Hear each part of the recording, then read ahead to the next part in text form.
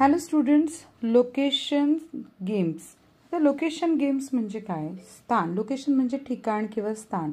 त्याविषयीचे खेळ इंग्लिशमधनं आपण खेळणार आहोत. तुम्हाला खूप मज्जा येणार आहे, कारण या लेसनचा जो लेसन नंबर पेज नंबर 49वर आहे, युनिट 4चा आहे. तर इथे तुम्ही आत्ता मी काय करणार, तुम्हाला हा लेसन व्यवस्थित समजावून सांगणार आहे. त्याचसोबत त्याच्या प्रश्नांची उत्तरही देणार आहे. तुम्ही काहीच काळजी करू नका. फक्त पुस्तक उघडा, शांतपणे हा व्हिडिओ बघा. सो सगळ्यात सुरुवातीला काय सांगितलं आहे, लिसन केअरफुली अँड आन्सर. लक्षपूर्वक ऐका आणि उत्तर द्या. बरं, तत्पूर्वी माझं नाव सांगते. मी आहे सपना टीचर. मी पुणे जिल्ह्यातील तळेगाव दाभाडे इथून आहे. तुम्ही कुठनं माझा व्हिडिओ बघता मला सांगत चला हा. आणि पटापट चॅनलला सबस्क्राईब पण करा, म्हणजे मी तुमच्या इयत्तेचे सर्व व्हिडिओ देणार आहे. आता हा जो लेसनचं पहिलं पान, म्हणजे या पानावरचा वरचा भाग जो आहे, यातनं टीचर दिसत आहेत, मुलं दिसत आहेत, बाकावर बसलेली आहेत आणि इंग्लिशमध्ये काहीतरी म्हणत आहेत. आता इंग्लिशमधली वाक्य नेमकी काय आहे, ती कशासाठी म्हटली आहेत, सगळं सविस्तर सांगते. ओके. आता ह्या शब्दांचे अर्थ, I am behind you, near the blackboard, किंवा where are you. Where are you म्हणजे काय, तू कुठे आहेस. WHERE वेअर म्हणजे कुठे आहेस. आर यू तू कुठे आहेस. ठीक आहे. हा प्रश्न आपल्याला आई 1000 वेळा विचारते, बाबा विचारतात, टीचर विचारतात. याला इंग्लिशमध्ये कसं उत्तर द्यायचं ते मी आता इथे शिकवणार आहे. बघा, जी मुलं खिडकीजवळ आहे ते म्हणतात I am here near the window. जी मुलं भिंतीजवळ आहेत तिकडे ते काय म्हणतात, here on the right of Savita. मी त्या मैत्रिणीचं नाव घेऊन सांगितलं आहे. किंवा मागे बसलाय तो काय म्हटलं आहे, I am the back of the last bench. मी शेवटच्या बाकावर आहे. किंवा मधल्या लाईनची कसं म्हणतोय मुलगा, hi I am on the left of Kedar. मी केदारच्या डाव्या बाजूला आहे. Here second line second bench. Okay. तसं प्रत्येक जण आपल्या परीनं सांगायचा प्रयत्न करतोय, पण आपण अर्थ समजून घेऊयात ना. आता टीचर काय म्हटल्या, वेअर आर यू म्हणजे तू कुठे आहेस. आता इथे स्टुडंट रिस्पॉन्स काय देतोय, I am behind you near the blackboard म्हणजे मी तुझ्या मागे आहे, फळ्याजवळ आहे. Here right in front of you, मी इथे आहे, अगदी तुझ्या समोर आहे. अशा पद्धतीने इंग्लिशमध्ये ही वाक्य वापरायची.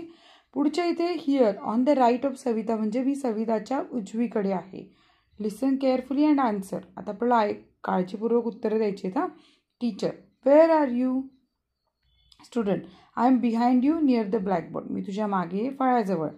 Here right in front of you म्हणजे मी इथे आहे, अगदी तुझ्या समोर. Here on the right of Savita, मी सविताच्या उजवीकडे आहे. तर अशा प्रकारे तुम्ही उत्तरं दिली आहेत. आता इथे आपण काय करायचं आहे, हा जो पान क्रमांक 49वरचा जो खालचा भाग आहे त्यात काय म्हटलं आहे बघा, या खेळाच्या पूर्वतयारीसाठी शिक्षकांनी वर्गात वेगळ्या मुलांना वेगवेगळ्या जागी बसवायचं आणि म्हणून घ्यायचं.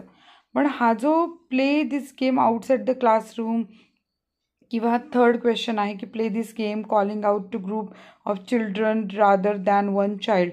म्हणजे कसं, example Neha, Kapil, Zeenat, where are you, we are on the first floor. अशा प्रकारे म्हणजे एका मुलाचं नाव घेण्याऐवजी अनेक मुलांची नावं घेऊन सुद्धा तुम्ही हा खेळ खेळू शकता. आता wear is the girl near the window असा प्रश्न केला आपण, तर गर्लचा अर्थ काय होतो की the girl near the window is sitting on the first bench म्हणजे खिडकीजवळची मुलगी पहिल्या बाकावर बसली.